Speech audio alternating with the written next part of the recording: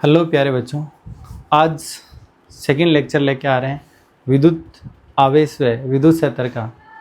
कल अपने पढ़ा था आवेश के बारे में। आवेश किसे कहते हैं, कोई भी वस्तु किस प्रकार आवेशित की जा सकती है, आवेशित करने के लिए कौन सा मौलिक कण उत्तरदायी है, इसके बारे में कल जानने का प्रयास किया। अब अपन इसके आगे चलते हैं कि कोई भी वस्तु आवेशित है तो उस पर आवेश कैसे पता लगाया जा सकता है, तो उसकी युक्ति का क्या नाम है। तो आज उसी के बारे में बात करेंगे। विद्युतदर्शी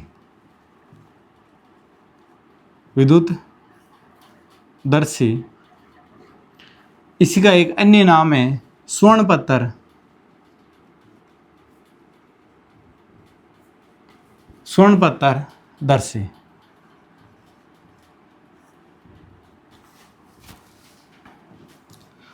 आपके एग्जाम में विद्युतदर्शी भी पूछा जा सकता है या स्वर्णपत्तरदर्शी भी पूछा जा सकता है। पूछा किस प्रकार से जाएगा वो चीज़ ध्यान से सुनना। आपको क्वेश्चन पूछा जाएगा कोई भी वस्तु आवेशित है या नहीं है, इसका पता लगाने के लिए कौन सा उपकरण का उपयोग में लिया जाता है। तो कौन से उपकरण का उपयोग में लेंगे, विद्युतदर्शी या फिर बोल सकते हो स्वर्णपत्तरदर्शी का उपयोग में लेंगे। अब ये युक्ति होती क्या है, किस प्रकार की होती है, किस प्रकार इसका वर्क होता है, तो डायग्राम के साथ साथ मैं थ्योरी बोलूँगा, उसी के अनुसार आपको लिखनी है। डायग्राम समझना है, डायग्राम समझ में आ गया, एज इट इज अपन क्या करेंगे, थ्योरी लिखेंगे। तो सबसे पहले जानना, एक कांच की जार लेंगे, इस प्रकार की कांच की जार ले ली। इस कांच की जार में ये कांच की जार ली। इस कांच की जार में एक धातु की रोड लगाते हैं। इस धातु की रोड को आधी जार से बाहर रखते हैं और आधी अंदर स्थापित करते हैं। एक धातु की रोड लेंगे जो आधी क्या रहेगी, बाहर रहेगी, आधी क्या हो जाएगी, अंदर होगी। इस प्रकार की धातु की, और यहाँ पर कोर्क लगाकर इसको बंद किया जाएगा। इसको कोर लगा के क्या कर देंगे, बिल्कुल बंद कर देंगे। इसका मुँह ना हो, वो बिल्कुल ही क्या हो जाएगा, बंद हो जाएगा। यहाँ से जो ये धातु की रोड है, इसके नीचे वाली सिरे पर दो पतली पतली सोने की पत्तियां लगाई जाएगी। दो पतली पतली सोने की पत्तियां लगाई जाएगी। और ये जो अपने पास में उपकरण बना है, इसी को क्या बोलते हैं, विद्युतदर्शी। सिंपल सा एक कांच की जार लेते हैं, उसमें एक धातु की रोड है या धातु की छड़ है, इसको बोल सकते हैं धात्विक छड़। धात्विक छड़ लेते हैं। ये कांच की जार है, कांच की जार। ये दोनों क्या रहेगी, सोने की पत्तियां, पतली पत्तियां होती है बिल्कुल ही। और ये होता है कोर, यानी इसका मुंह बंद किया जाता है। अब जैसे मेरे पास में कोई सी भी एक रोड है, अन्य है, इस पर आवेश है या नहीं है, इसका पता लगाने के लिए अपन इसका उपयोग किया जाता है। अब मैंने मान लिया शुरुआत में कोई सा भी, या धन आवेशित मान लो या ऋण आवेशित मान लो, तो मैं इसको क्या मान रहा हूं, धन आवेशित छड़ है। ये मैंने मान ली कैसी छड़ है, धन आवेशित छड़ है। अभी मुझे नहीं पता है कि इस पर कोई आवेश है या नहीं है, तो मुझे पता कैसे चलेगा। तो पता करने के लिए मैं इस छड़ को क्या करूंगा, इस धात्विक छड़ के संपर्क में लेके आऊंगा। जैसे ही मैं इस धात्विक छड़ के संपर्क में लेके आऊंगा, इसको छड़ को यहाँ पर संपर्क कराऊंगा, तो यहाँ पर जो भी आवेश रहेगा, चाहे धन आवेश हो चाहे ऋण आवेश हो, यहाँ पर धन आवेश की अधिकता होगी, जिसके कारण धन आवेश इस धात्विक चालक से होते हुए कहाँ पर जाएगा, सोने की पत्तियों पर जाएगा। ये धन आवेश कहाँ पर जाएगा, इस धातु की छड़ से होते हुए सोने की पत्तियों पर जाएगा। और जैसे ही सोने की पत्तियों पर जाता है, पहले पत्तियां ध्यान रखना इस प्रकार रहेगी, नॉर्मली एकदम सीधी सीधी पास पास में। जैसे ही प्लस आवेश जाएगा, धन आवेश जाएगा, तो एक पत्ती ये, दूसरी पत्ती ये, इस पर भी धन आवेश है, इस पर भी धन आवेश आएगा। और धन आवेश दोनों को क्या करेंगे, एक दूसरे को प्रतिकर्षण, जिसके कारण पत्तियां क्या होगी, धीरे धीरे फैलने लग जाएगी। धीरे धीरे क्या होगी, फैलने लग जाएगी। जानना, जब यहाँ पर चाहे ऋण आवेश आ जाए, यदि इसको धन आवेश की जगह मैंने ऋण आवेशित मान लिया, ऋण आवेशित मानेंगे तो भी क्या प्रोसेस होगा, जैसे ही ऋण आवेश इस पत्ती पर भी आएगा, इस पत्ती पर भी आएगा, दोनों पत्तियों पर आएगा। और जैसे ही आवेश आएगा, ऋण आवेश या फिर धन आवेश एक दूसरे को क्या करेगा, प्रतिकर्षित करेगा, जिसके कारण सोने की पत्तियां क्या हो जाएगी, फैलने लग जाएगी। और जैसे ही सोने की पत्तियां फैलने लग जाती है, अपने को ये पता चल गया है, जो ये छड़ है, नॉन छड़ है, इसे हम बोल देते हैं अज्ञात छड़। इस अज्ञात छड़ पर आवेश उपस्थित होगा, और आवेश कितना उपस्थित होगा वो इस बात पर डिपेंड करेगा कि सोने की पत्तियां कितनी फैल रही हैं। ज़्यादा फैल रही तो आवेश का मान ज़्यादा होगा, कम फैल रही तो आवेश का मान कम होगा। ये प्रोसेस होगा। यदि ये आवेशित होगी नहीं तो, यदि आवेशित नहीं होगी तो क्या होगा, जैसे संपर्क में लेके आएंगे, इस पर सोने की पत्तियों पर कोई आवेश नहीं आएगा, कोई आवेश नहीं आएगी, सोने की पत्तियां क्या रहेगी, अपनी नॉर्मल पोजीशन, मूल पोजीशन पर स्थित रहेगी। तो इसमें फैलेगी नहीं तो अपने को पता चल जाएगा ये अज्ञात छड़ है, जो उदासीन है या आवेशित है नहीं है। अब यदि एक और अज्ञात छड़ आ गई, जैसे दो छड़ आ गई, ये दूसरी छड़ आ गई, एक छड़ ये हो गई, सेकंड छड़ ये हो गई। अब इस पर धनावेश भी हो सकता है, ऋण आवेश भी मान सकते हैं, या उदासीन भी मान सकते हैं, कुछ भी मान सकते हैं। जैसे मैंने मान लिया एक बार के लिए धन आवेशित है। कैसी आवेशित है, धन आवेशित है। धन आवेशित होगा तो क्या होगा इसमें अपन देखते हैं। जैसे ही मैंने इसको पहले संपर्क में लेके आऊंगा, सोने की पत्तियां क्या हो जाएगी, फैल जाएगी धनावेश के कारण, सोने की पत्तियों पर कुछ ना कुछ आवेश उपस्थित रह जाएगा। अब मैं इसको संपर्क में हटा रहा हूं, बिल्कुल मुझे पता चल गया इस पर आवेश है। ये पता नहीं कर सकते कि इस पर धन आवेश होगा या फिर ऋण आवेश होगा। अब मैं क्या कर रहा हूं, दूसरी जो छड़ है, इस छड़ को वापस क्या कर रहा हूं, इस धात्विक छड़ से संपर्क में लेके आ रहा हूं। जैसे ही संपर्क में लेके आऊंगा, यहां पर आवेश की अधिकता होने के कारण आवेश किस में जाएगा, धात्विक छड़ में जाएगा, और धात्विक छड़ से होते हुए सोने की पत्तियों पर। जैसे ही सोने की पत्तियों पर और अधिक आवेश आएगा तो पत्तियां क्या हो जाएगी, फैलने लग जाएगी। पत्तियां क्या हो जाएगी, फैलने लग जाएगी। यदि पहले से फैली हुई पत्तियां थी, अब मैंने एक छड़ दूसरी लगाया, टच किया धात्विक छड़ पर, और छड़ टच करते ही वो पत्तियां, सोने की पत्तियां फैलने लगी। इसका मतलब दोनों पर आवेश का मान क्या है, समान है। या तो दोनों धन आवेशित है, या फिर दोनों क्या होगी, ऋण आवेशित होगी। अब यदि मैंने मान लिया यहाँ पर ऋण आवेशित होता, क्या प्रभाव पड़ता, जैसे मैंने मान लिया यहाँ पर ऋण आवेश है, ऋण आवेश, ऋण आवेश, ऋण आवेश, ऋण आवेश, ठीक है। ये धन आवेशित छड़ है, ये ऋण आवेशित छड़ है। अब जैसे ही मैं इसको संपर्क में लेके आता, पहले ये संपर्क में रहेगी, पहले ये पॉजिटिव, ये छड़ संपर्क में लेके आएंगे, संपर्क में लेके आएंगे, सोने की पत्तियां फैल जाएगी, और फैलने के बाद इसका संपर्क हटा दूंगा। इसका संपर्क मैंने क्या कर लिया, हटा लिया। अब वापस क्या कर रहा हूं, अब दूसरी वाली छड़ को लेके आ रहा हूं। इस बार इस छड़ को मैंने क्या माना है, ऋण आवेशित। क्या माना है, ऋण आवेशित। अब ये ऋण आवेशित क्या करेगा, यहां पर जो धन आवेशित होगा इसको क्या कर देगा, उदासीन। इसको क्या करेगा, उदासीन करता हुआ रहेगा, और उदासीन करेगा तो इसका आवेश क्या हो जाएगा, समाप्त हो जाएगा। जो धन आवेश होगा वो पूर्णतः क्या हो जाएगा, समाप्त हो जाएगा। तो फैली हुई पत्तियां वापस क्या हो जाएगी, सिकुड़ जाएगी। फैली हुई पत्तियां क्या हो जाएगी, वापस सिकुड़ जाएगी। और सिकुड़ने के पश्चात ये एक बार उदासीन हो गए सारे के सारे। उसके बाद में यहाँ पर कौन सा आवेश वितरित होने लग जाएगा, ऋण आवेश। कौन सा आवेश वितरित होने लग जाएगा, ऋण आवेश। जैसे यहाँ पर पत्तियों पर अब ऋण आवेश आने लग गया, पहले पत्तियां धन आवेश कारण फैली हुई थी, ऋण आवेश आया तो उसको उदासीन कर दिया, पत्तियां सिकुड़ गई, और फिर वापस ऋण आवेश आया तो वापस पत्तियां क्या हो गई, फैलने लग गई। इससे क्या पता चलेगा कि दोनों छड़ों पर आवेश क्या एक दूसरे के विपरीत है। अब इस चीज का ध्यान रखना, यहां पर यह चीज नहीं ज्ञात कर सकते कि इस पर आवेश कौन सा है या फिर इस पर आवेश कौन सा है। अपन केवल इतना ही पता कर सकते हैं कि एक छड़ है तो आवेशित है या फिर नहीं है, दो छड़ है तो दोनों छड़ों पर समान आवेश है या असमान आवेश है, ठीक है। इस चीज का पता लगाया जा सकता है। अब इसकी लैंग्वेज क्या रहेगी, विद्युतदर्शी का उपयोग क्या होता है, एक सरल और साधारण युक्ति है। इसकी थ्योरी क्या रहेगी, यह एक सरल युक्ति है जिसकी सहायता से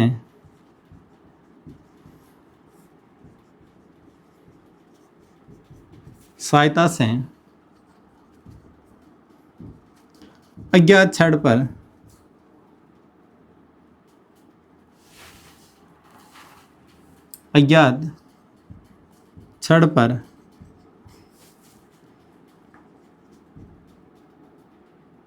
आवेश का पता लगाया जा सकता है।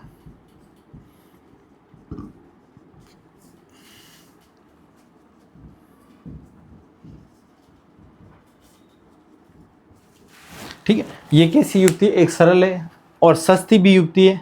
क्यों सस्ती है? क्योंकि एक कांच की जार लेंगे, एक अपने धात्विक छड़ ली, उस धात्विक छड़ के अंदर वाले सिरे पर 2 सोने की पतली पतली पत्तियां लगा दी और इसको कोर की सहायता से मुंह आना बंद कर दिया। अब जो सिरा बाहर है उसके संपर्क में जो भी अज्ञात छड़ होगी उसके संपर्क में लेके आएंगे, सोने की पत्तियां फैल जाती है तो आवेशित है, सोने की पत्तियों पर कोई प्रभाव नहीं पड़ता तो ये क्या हो जाएगी, उदासीन हो जाएगी। इसको लैंग्वेज के रूप में लिख सकते हो, आपको पेपर में पूछा जाता है विद्युतदर्शी क्या है समझाइए। तो ये तो जानना एक सरल युक्ति है जिसकी सहायता से अज्ञात छड़ पर आवेश का पता लगाया जा सकता है। ठीक है, अब लैंग्वेज अपने मन से लिख सकते हो बहुत ही सिंपल तरीके से। यदि आपको नहीं समझ में आ रहा लैंग्वेज कैसे लिखें तो मैं टेलीग्राम चैनल पर आपको इसका PDF प्रोवाइड करवा दूंगा। टेलीग्राम चैनल पर आपको मेरा लिंक कैसे मिलेगा, तो यहाँ पर जानना, उसका नाम है फिजिक्स प्रो 7। जैसे आप @फिजिक्स प्रो 7 डालोगे मेरा टेलीग्राम चैनल मिल जाएगा, उस पर आप ऐड हो जाना और वहाँ पर आपको पूरी PDF प्रोवाइड करवा दूंगा। कोई भी चीज़ कन्फ्यूजन रहे तो आप मैसेज कर सकते हो, आप कमेंट कर सकते हो। यदि इसमें कोई भी कन्फ्यूजन रहे तो आप आसानी से मुझे पूछ सकते हो, आपका कमेंट ज़रूर पढ़ा जाएगा और उसका सॉल्यूशन भी किया जाएगा। तो अगले टॉपिक की बात करेंगे, तो यहाँ तक एक बार देख लो, उसके बाद नेक्स्ट टॉपिक की बात करते हैं।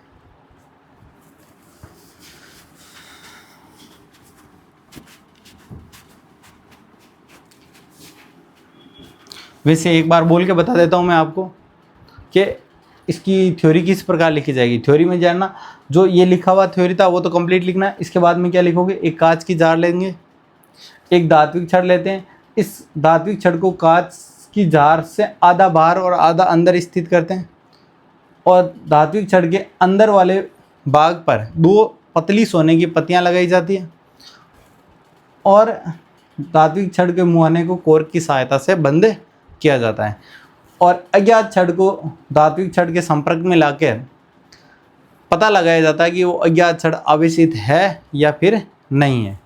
अगला टॉपिक रहेगा आवेशों का मूलभूत गुण। अच्छा, आवेशों का क्या क्या गुण है, क्या क्या प्रॉपर्टी रखता है, उस पर बात करेंगे।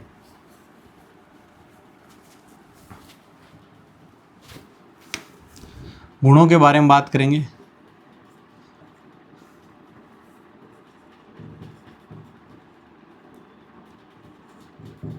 आवेशों का गुण, क्या क्या गुण रहने वाला है, तो सबसे पहले बात करेंगे योजकता का नियम।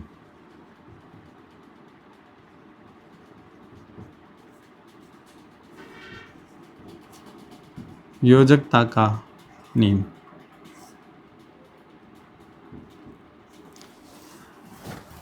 योजकता का नियम क्या कहता है, यदि कोई वस्तु पर आवेश उपस्थित है तो जो कुल आवेश होगा, नेट आवेश होगा, सभी आवेशों के बीजगणितीय योग के बराबर होगा। अब डायग्राम से समझना, सिंपल सा है। जैसे कोई एक वस्तु है, ये मैंने एक वस्तु ले ली, इस पर आवेश अलग अलग आवेश उपस्थित, जैसे +3 coulomb, +3 coulomb, -2 coulomb, +5 coulomb, +4 coulomb, -7 coulomb, +11 coulomb. इस प्रकार बहुत सारे आवेश उपस्थित हैं। और लिख दो -5 कूलम। अब इस वस्तु पर कुल आवेश कितना होगा, ये योजकता का नियम बताता है।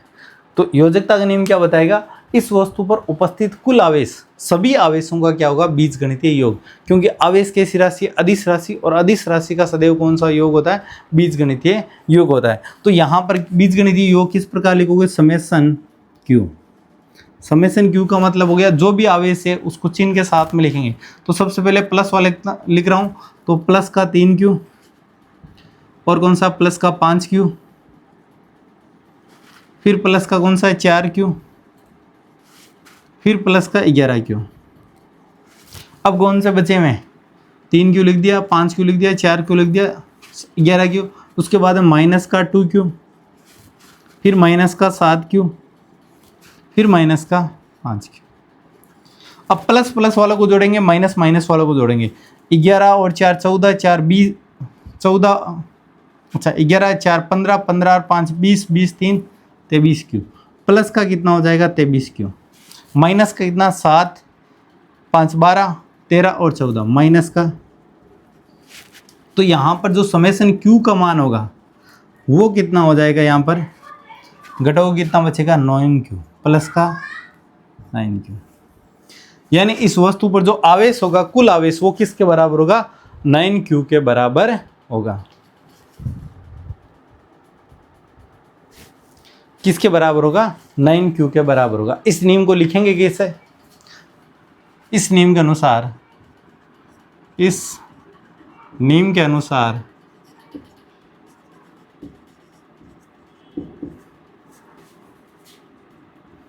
किसी वस्तु पर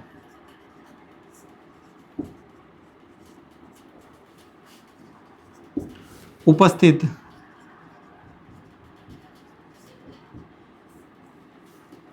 कुल आवेश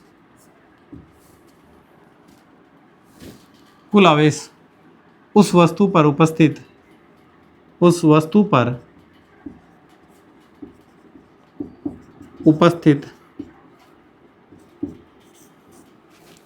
सभी आवेशों के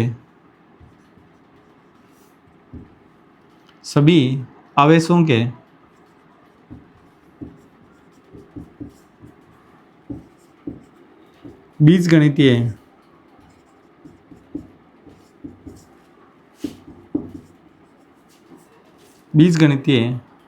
योग के बराबर होता है।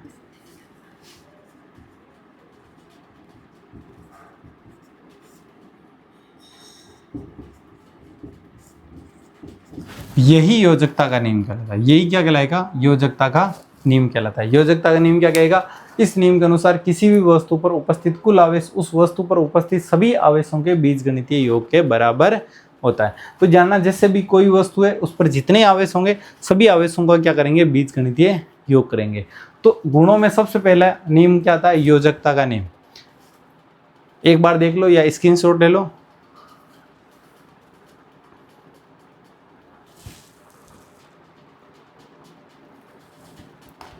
अब बात करते हैं अगले नियम की।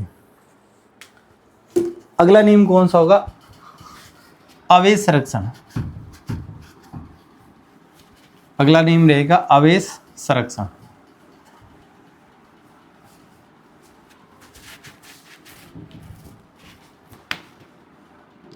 सेकंड रहेगा आवेश संरक्षण। आवेश संरक्षण क्या नियम है, इसको समझेंगे।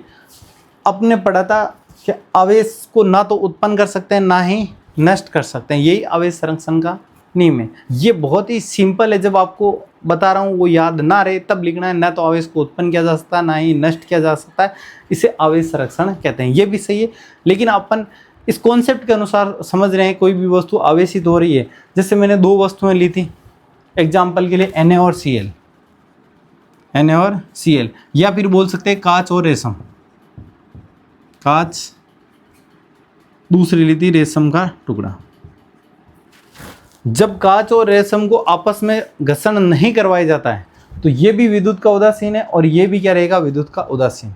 दोनों क्या है, विद्युत के उदासीन है। इसका मतलब उस पर नेट आवेश कितना हो जाएगा, शून्य। नेट आवेश कितना हो जाएगा, शून्य। नेट आवेश क्या होगा, शून्य, क्योंकि विद्युत के उदासीन है। जब इनको आपस में घर्षण करवाया जाता है, रगड़ा जाता है, घर्षण करवाने से क्या होगा, कांच का इलेक्ट्रॉन निकल के किस में जाएगा, रेशम के टुकड़े में जाएगा, जिसके कारण कांच में क्या हो जाएगी, इलेक्ट्रॉन की कमी हो जाएगी। और इलेक्ट्रॉन की कमी होने के कारण ये धन आवेशित हो जाएगा और रेशम का टुकड़ा इलेक्ट्रॉन को ग्रहण कर रहा है, और इलेक्ट्रॉन को ग्रहण करने से इसके पास में कौन सा आवेश आ जाएगा, ऋण आवेश आ जाएगा। जानना, जब इस प्रक्रिया में जितना कांच पर धन आवेश होगा, कांच पर जितना क्या होगा, पॉजिटिव चार्ज होगा, रेशम के टुकड़े पर उतना ही क्या होगा, नेगेटिव चार्ज होगा। यदि एक इलेक्ट्रॉन जा रहा तो +1 यहाँ पर होगा तो -1 यहाँ पर। यदि 2 इलेक्ट्रॉन इसमें जा रहे हैं तो +2 यहाँ पर होगा, -2। यदि 3 इलेक्ट्रॉन कांच से रेशम में जा रहे हैं तो यहाँ पर क्या हो जाएगा, +3, और यहाँ पर क्या हो जाएगा, -3। यानी जब भी आपस में घर्षण करवाएंगे, घर्षण करवाने से क्या हो जाएगा, जो कांच है अपना इलेक्ट्रॉन का त्याग करेगा, वही इलेक्ट्रॉन रेशम क्या करेगा, ग्रहण करेगा। और घर्षण से पूर्व कितना आवेश था, शून्य। अब घर्षण के पश्चात +3 -3 शून्य, +2 -2 शून्य, +1 -1 शून्य, यानी जितना पॉजिटिव आ रहा है उतना ही नेगेटिव आ रहा है, तो समेशन करोगे तो हमेशा क्या हो जाएगा, शून्य। इसका मतलब क्या हो गया, घर्षण से पूर्व जो आवेश था और घर्षण के पश्चात जो आवेश था, कुल आवेश वो सदैव क्या रहेंगे, बराबर रहेंगे। सदैव क्या रहेंगे, बराबर रहेंगे। यही आवेश संरक्षण का नियम है। यही किसका नियम है, आवेश संरक्षण का नियम है। आवेश संरक्षण का नियम ध्यान रखना बेंजामिन फ्रैंकलिन ने दिया। किसने दिया था, आवेश संरक्षण का नियम बेंजामिन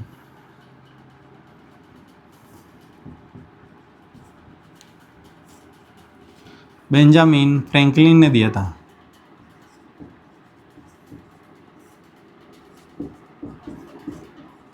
आवेश संरक्षण का नियम किसने दिया था, बेंजामिन फ्रैंकलिन ने दिया।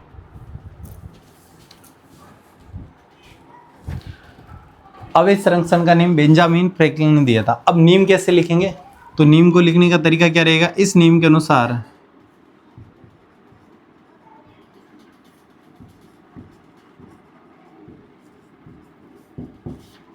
अनुसार वस्तुओं पर घर्षण से पूर्व है,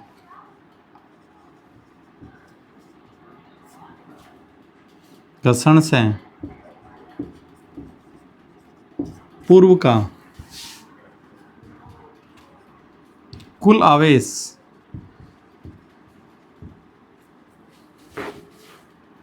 तथा घर्षण के पश्चात का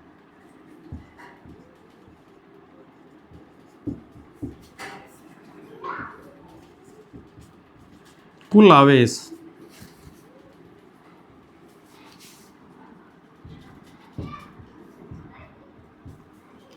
सदैव समान होता है, सदैव समान होता है।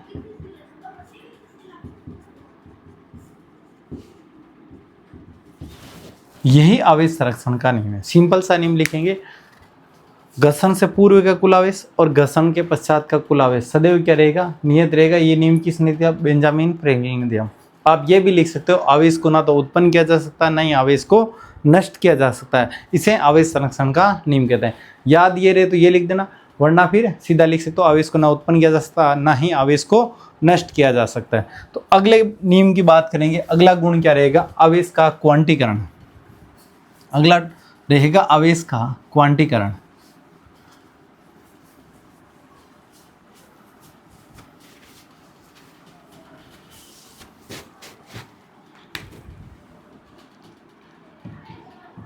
आवेशों का क्वांटीकरण।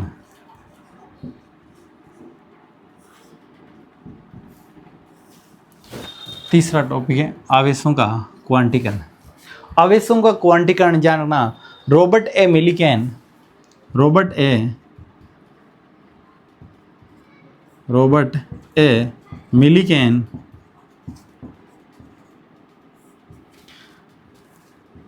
नामक वैज्ञानिक ने दिया था।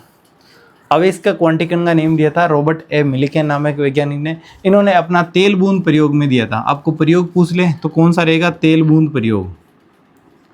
तेल बूंद प्रयोग से दिया गया था।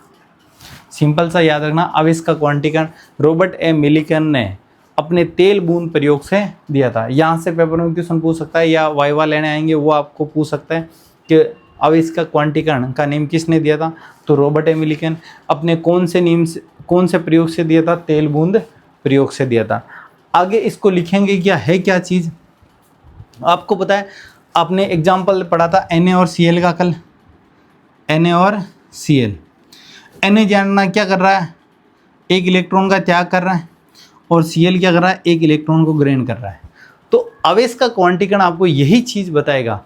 कोई भी परमाणु है वो हमेशा 1 electron, 2 electron, 3 electron, 4 electron, 5 electron के पूर्ण गुणज में स्थानांतरण करेगा। या तो त्याग करेगा या फिर क्या करेगा, ग्रहण करेगा। जैसे कोई भी वस्तु ले ली मैंने, XYZ कुछ भी ले लिया।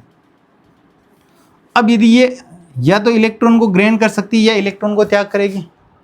यदि इलेक्ट्रॉन को ग्रहण करेगी तो वो 1 इलेक्ट्रॉन हो सकता है, 2 इलेक्ट्रॉन हो सकता है, 3 इलेक्ट्रॉन हो सकता है, 4 इलेक्ट्रॉन हो सकता है, 4 इलेक्ट्रॉन हो सकता है, 10 इलेक्ट्रॉन हो सकता है, 20 इलेक्ट्रॉन हो सकता है।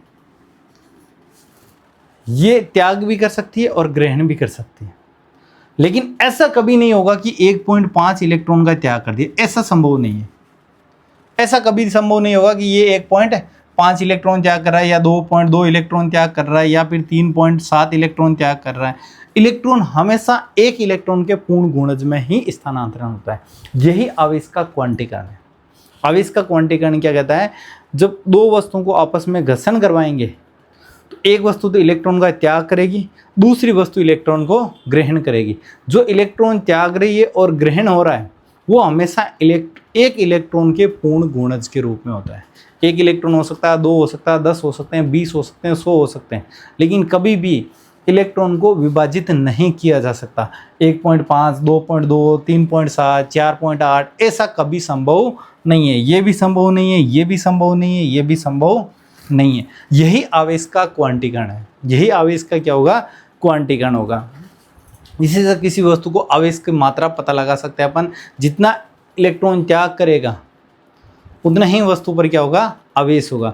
यदि एक इलेक्ट्रॉन का त्याग कर रहा है तो वस्तु पर आवेश की मात्रा कितनी हो जाएगी, त्याग कर रहा है इलेक्ट्रॉन की कमी तो प्लस ई के बराबर। कितनी हो जाएगी, प्लस ई के बराबर।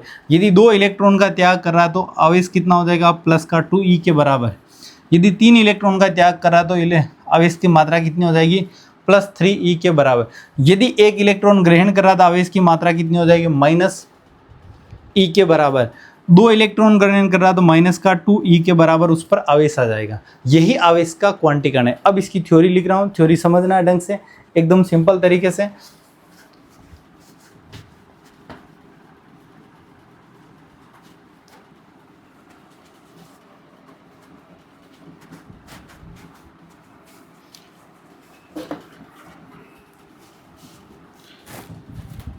थ्योरी समझना ढंग से। जब दो वस्तुओं को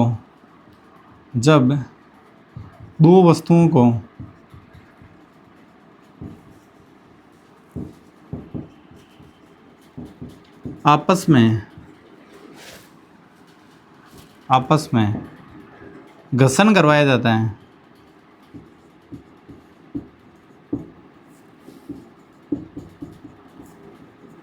जब दो वस्तुओं को आपस में घर्षण करवाया जाता है तो एक वस्तु इलेक्ट्रॉन का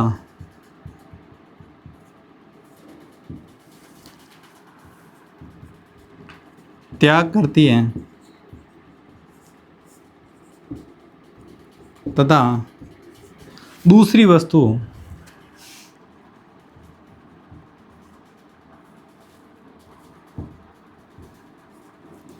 इलेक्ट्रॉन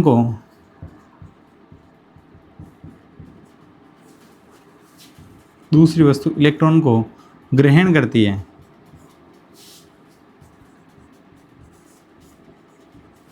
इलेक्ट्रॉन का यह स्थानांतरण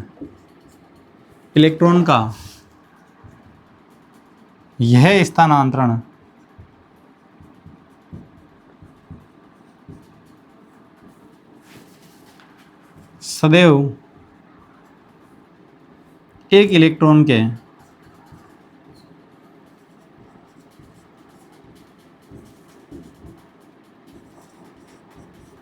पूर्ण गुणज के रूप में होता है। पूर्ण गुणज के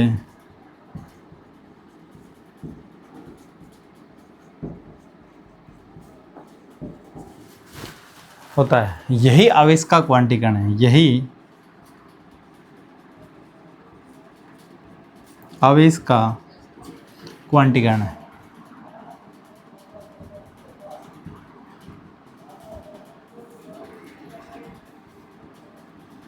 यही आवेश का क्या होगा, क्वांटीकरण।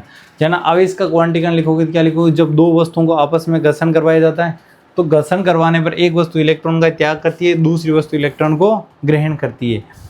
तो इलेक्ट्रॉन का जो स्थानांतरण हो रहा है सदैव एक इलेक्ट्रॉन के पूर्ण गुणज में होगा। इसका मतलब क्या है, वो 1 इलेक्ट्रॉन भेज सकता है, वो 2 इलेक्ट्रॉन भेज सकता है, वो 3 इलेक्ट्रॉन भेज सकता है, वो 5 इलेक्ट्रॉन भेज सकता है, वो 10 इलेक्ट्रॉन भेज सकता है, 10 इलेक्ट्रॉन भेज सकता है, वो 20 इलेक्ट्रॉन भेज सकता है। ठीक है, ये स्थानांतरण संभव है। तो ये नंबर किसको प्रदर्शित करेगा? इलेक्ट्रॉनों की संख्या को। ये 1 2 3 5 ये किसको प्रदर्शित कर रहा है? इलेक्ट्रॉनों की संख्या को प्रदर्शित करता है। तो यहाँ पर इलेक्ट्रॉन जो भेजेगा, त्याग करेगा या ग्रहण करेगा, तो जो आवेश की मात्रा होती है तो Q बराबर क्या प्राप्त होगी? या तो प्लस में होगी या फिर क्या होगी? माइनस में। Q बराबर क्या होती है? Ne। Q बराबर क्या होती है? Ne। किसी भी वस्तु पर आवेश की मात्रा कितनी होगी? Q बराबर Ne।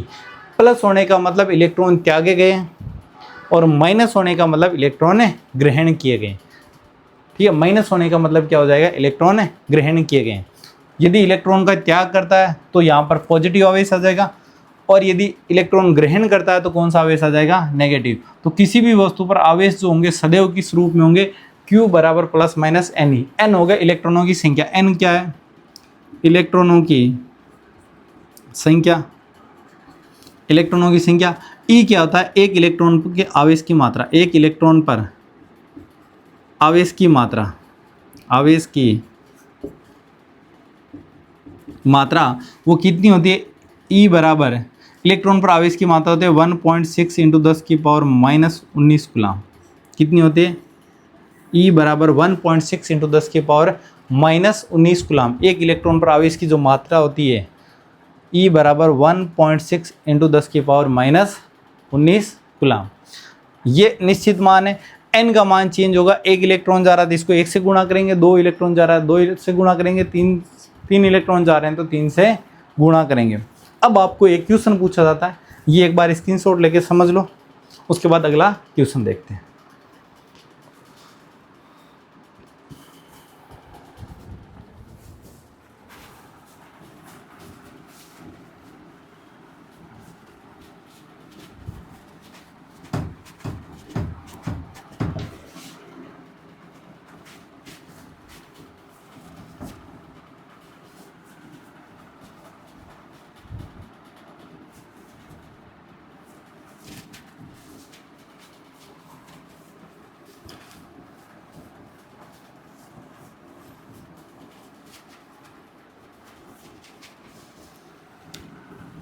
अब यहाँ पर पहला क्वेश्चन बनता है, एक कूलम आवेश में इलेक्ट्रॉनों की संख्या। पहला क्वेश्चन क्या बनेगा? एक कूलम आवेश में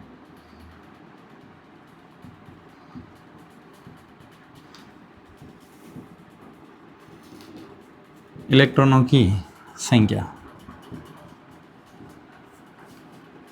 कितनी होती है?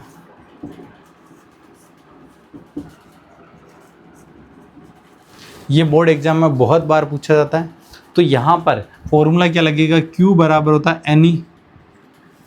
Q का मान कितना दिया हुआ है? 1 कूलम। Q का मान कितना दिया हुआ है? 1 कूलम। E का मान बता दो। N का मान ज्ञात करना, आपको फाइंड क्या करना है? N का मान। किसका मान फाइंड करना है? N का मान फाइंड करना है। Q किसके बराबर होगा? 1 कूलम के बराबर। E का मान कितना है? 1.6 इंटू 10 की पावर माइनस 19 कूलम।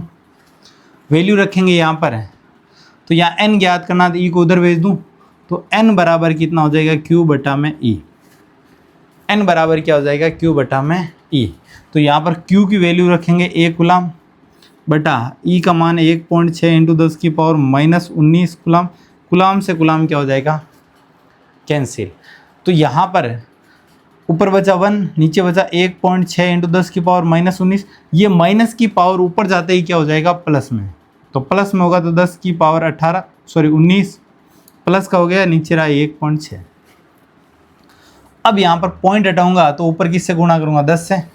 तो ऊपर आ गया n बराबर 10 इंटू 10 की पावर 19 को मैं लिख सकता हूँ 18 गुणा 10 की पावर 1। मैं 19 को क्या लिख सकता हूँ? 10 की पावर 18 इंटू 10 की पावर 1, क्योंकि जब बे समान होगा तो घाते जुड़ के वापस कितनी हो जाएगी? 19। और यहाँ पर कितना हो जाएगा? 16। इस 10 इंटू 10 करना चाहूँ तो 100 हो जाएगा। 100 इंटू 10 की पावर 18 और यहाँ पर भाग देंगे 16 का। 4 से भाग गया 4 बार, 4 से भाग गया 25 बार। अब 4 का भाग 25 में देंगे, 6 बार गया 24, 6 बार गया 24, पीछे बचेगा 1 में नहीं जा रहा, पॉइंट लगा दो। पॉइंट लगाते ही 0। 10 में कितनी बार गया? 8, 2 बार, 2 बचा, 2 में नहीं जा रहा है, पॉइंट लगाया हुआ है, 0 लग जाएगा, कितना हो जाएगा? 20 इंटू 10 की पावर 18। ये आपके पास एक कूलम आवेश में इलेक्ट्रॉनों की संख्या आ गई। एक कूलम आवेश में इलेक्ट्रॉनों की संख्या कितनी होगी? 6.25 इंटू 10 की पावर 18 इलेक्ट्रॉन होंगे। यदि आपको क्वेश्चन पूछ ले किसी वस्तु को एक कूलम आवेश स्थानांतरण करना है तो कितने इलेक्ट्रॉन स्थानांतरण करने होंगे? तो इलेक्ट्रॉनों की संख्या कितनी हो जाएगी? 6.25 इंटू 10 की पावर 18 इलेक्ट्रॉन स्थानांतरण करेंगे। अब जानना बोर्ड एग्जाम में यहाँ से थोड़ा सा क्वेश्चन चेंज करके इसकी जगह एक कूलम की जगह हो सकता है आपको दे दे 4 कूलम, या फिर हो सकता है दे दे 8 कूलम। तो एक कूलम का मान पता है, एक कूलम आवेश में इलेक्ट्रॉनों की संख्या होती है 1.6 इंटू 10 की पावर 18। तो 4 कूलम में कितना होगा? 4 गुना हो जाएगा। 4 कूलम में निकालना चाहिए तो क्या हो जाएगा? 4 इंटू 6.25 इंटू 18, 10 की पावर 18 एज इट इज रहेगी। 4 का गुणा 20, 5 में गए 20, 0 2 बचेगा। 4 इंटू 2 8, 8 2 10, 0 उतार दिया, 1 बचेगा। पॉइंट है तो पॉइंट लगा दो, दो संख्या के बाद पॉइंट है, दो जीरो के बाद में पॉइंट लगा दिया। अब 6 चौक 24 और 1 25, तो यहाँ पर कितना हो जाएगा? 25 इंटू 10 की पावर 18। और बुक में आपको ये भी लिखा हुआ मिल सकता है 2.5 इंटू 10 की पावर 19। दोनों ही सही होंगे, दोनों ही क्या होंगे? सही। यदि 4 कूलम आवेश में इलेक्ट्रॉनों की संख्या पूछ ले तो एक कूलम में आवेश में इलेक्ट्रॉनों की संख्या याद है तो उससे किससे गुणा कर देंगे? 4 से गुणा कर दिया जाएगा। जैसे ही 4 से गुणा करेंगे तो आपके पास जो संख्या आएगी वो 4 कूलम आवेश में इलेक्ट्रॉनों की संख्या आ जाएगी। इसी प्रकार 8 से पूछे तो यहाँ पर किससे गुणा करेंगे? 8 कूलम आवेश में इलेक्ट्रॉनों की संख्या कितनी हो जाएगी? 8 से गुणा करेंगे 6.25 इंटू 10 की पावर 18। ये एज इट इज रहेगा। 8 का गुणा 5 से करेंगे, 8 पंजा 40, 0 4 बचेगा, 8 दूनी 16, 16 और 4 20, 0 2 कैरी करेंगे, पॉइंट है तो पॉइंट लगा दिया। 48 2 50, कितना बच गया? इंटू 10 की पावर 18। तो यहाँ पर 50 इंटू 10 की पावर 18 बचा। 0 के पीछे, पॉइंट के पीछे 0 है तो कोई मायने नहीं रखता। तो 50 इंटू 10 की पावर 18, इसको मैं लिखना चाहूँ तो ये भी लिख सकता हूँ 5 इंटू 10 की पावर 19। ये भी सही होगा और ये भी सही होगा। इस चीज़ को आपको विशेषकर ध्यान रखना है क्योंकि ये तीनों ही क्वेश्चन बोर्ड एग्जाम में पूछे गए हैं। एक कूलम आवेश में इलेक्ट्रॉनों की संख्या पूछी गई है, 4 कूलम आवेश में इलेक्ट्रॉनों की संख्या पूछी गई है और 8 कूलम आवेश में इलेक्ट्रॉनों की संख्या पूछी गई है। आसानी से निकाल सकते हो। वापस देख लो, एक कूलम आवेश में इलेक्ट्रॉनों की संख्या कितनी होती है? ज्ञात करने का तरीका क्या होगा? जब भी इलेक्ट्रॉनों की संख्या पूछे तो हमेशा Q बराबर क्या होगा? Ne, नंबर ऑफ इलेक्ट्रॉन या प्रोटॉन इंटू किससे गुणा करेंगे? E से। तो यहाँ पर Q बराबर क्या होता है? Ne, N का मान ज्ञात करना मुझे। तो यहाँ से Q बराबर दिया हुआ है 1 कूलम, E का मान सदैव निश्चित होता है। कितना होगा? 1.6 इंटू 10 की पावर माइनस 19। तो N बराबर हो जाएगा Q बटा E। क्यों? E गुणा से इधर आके क्या हो जाएगा? भाग में। तो Q का मान है 1 कूलम, E का मान 1.6 इंटू 10 की पावर माइनस 19 कूलम। कूलम से कूलम क्या हो गया? कैंसिल। जो वैल्यू आएगी अब नंबर में ही आएगी। माइनस 19 ऊपर जाके क्या हो गया? प्लस का 1.6, पॉइंट हटाया, भाग से हटाया तो गुणा में 10 चला गया। अब 19 को मैं क्या लिख रहा हूँ? 18 इंटू 10 की पावर 18 इंटू 10 की पावर 1। 10 और 10 यहाँ पर बेसमान दिखाते हैं, वापिस क्या होती है? जुड़ती है। तो 18 इंटू 1 लिखा जा सकता है। अब 10 इस 10 को मैंने यहाँ लिख दिया। 10 और 10 कितने हो गए? 100 हो गए गुणा करने पर, और 10 की पावर 18 एज इट इज। और नीचे कितना? 16। 16 में 4 का भाग जा रहा है 4 बार। 100 में कितनी बार जाएगा? 25 बार। फिर 4 का भाग दूंगा 25 में, कितनी बार गया? 6 चौक 24, तो 6 लिख दिया। फिर कितना बचा? 1 बचा। 1 में 4 का भाग नहीं जा रहा है तो मैंने पॉइंट लगा दिया। पॉइंट लगाते हैं क्या आ गया? 0 आ गया। 0 आ गया तो 4 का भाग 2 बार गया, 8 हो गया। फिर 2 बचा, पॉइंट लगा हुआ है तो 2 के पीछे क्या लगा? 0। फिर 4 का भाग कितनी बार आ गया? 5 बार इंटू 10 की पावर 18। जानना ये पॉइंट में संख्या नहीं है। आप ये मत बोल देना कि 6.25 इलेक्ट्रॉन कैसे स्थानांतरित हुआ है। पॉइंट की संख्या जैसे ये 10 की पावर 18 प्लस में 2 पावर यहाँ पर कम करेंगे तो ये पॉइंट क्या हो जाएगा? हट जाएगा। 625 इंटू 10 की पावर 16 इलेक्ट्रॉन। जानना ये आंसर हो जाएगा 625 इंटू 10 की पावर 16 इलेक्ट्रॉन। ये पॉइंट में नहीं है, टुकड़ा एबाइजे नहीं है। इस चीज़ का आपको विशेषकर ध्यान रखना है। इसमें कोई कंफ्यूजन है तो पूछ लो आप।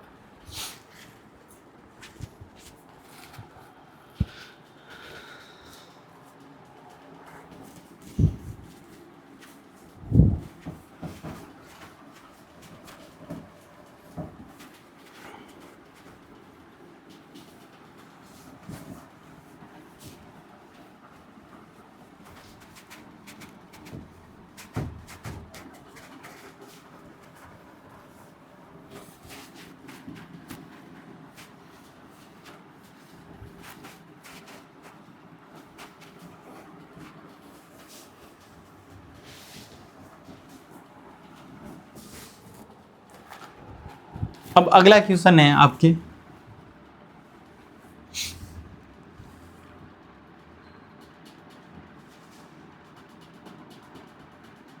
एक कप पानी में आवेश की मात्रा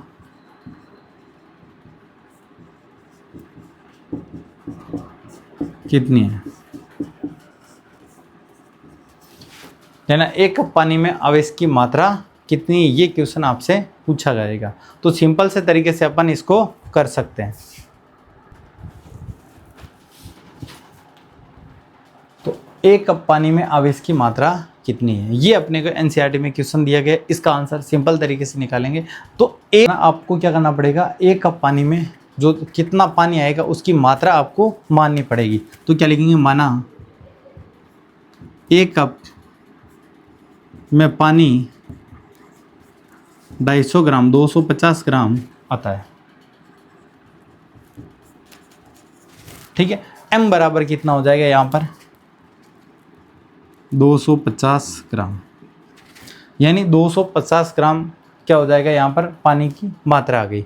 अब जानना, जल का जो एक अणु होगा, जल का एक अणु, उसका अणुभार कितना होता है, जल के एक अणु का, जल के एक अणु का अणुभार,